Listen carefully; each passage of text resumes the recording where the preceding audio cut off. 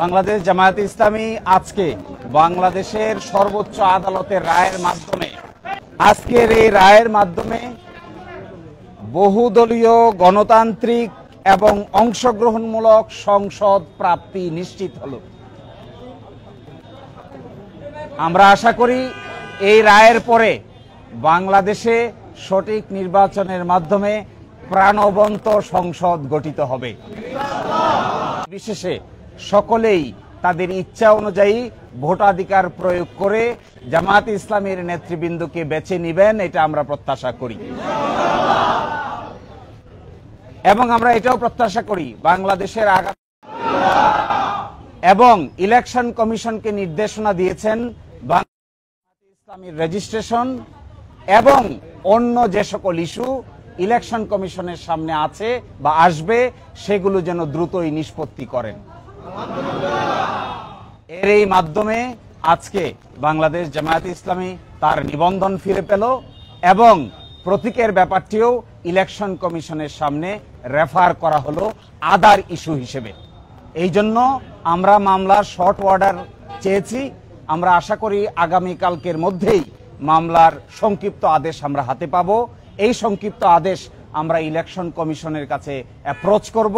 বাকিটা election commission আইন অনুযায়ী অতি দ্রুত জামাতের নিবন্ধন এবং জামাতের প্রতীক বুঝিয়ে দিবেন, এটা আমরা প্রত্যাশা করি। যে আজকে যে ডাইরেকশন দিয়েছেন আপিল বিভাগ, সেই ডাইরেকশনে জামাতের রেজিস্ট্রেশন এবং অন্য তাহলে যেন ইলেকশন কমিশন এটা ডিসপোজ করে। এই অন্য ইস্যু বলতে আমরা বোঝাচ্ছি এটি হলো প্রতীক সংক্রান্ত ইস্যু।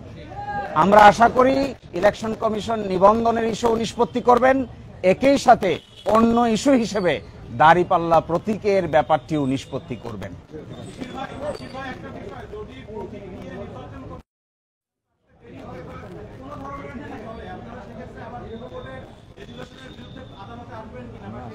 না, আমরা প্রত্যাশা করি বাংলাদেশ সুপ্রিম কোর্টের সর্বোচ্চ আদালতের রায় চূড়ান্ত। কে কবে কখন প্রশাসনিকভাবে সিদ্ধান্ত নিয়েছেন এগুলো বিচারিক কোনো সিদ্ধান্ত নয়। এই জন্য আমরা প্রত্যাশা করি ইলেকশন কমিশন রায়ের কপি পাওয়ার পরে অবশ্যই মধ্যে এই দুটো বিষয়ের সিদ্ধান্ত নিবেন এবং আমাদের প্রত্যাশা কার্যকর হোক, এটাই আমরা গভীরভাবে বিশ্বাস করি।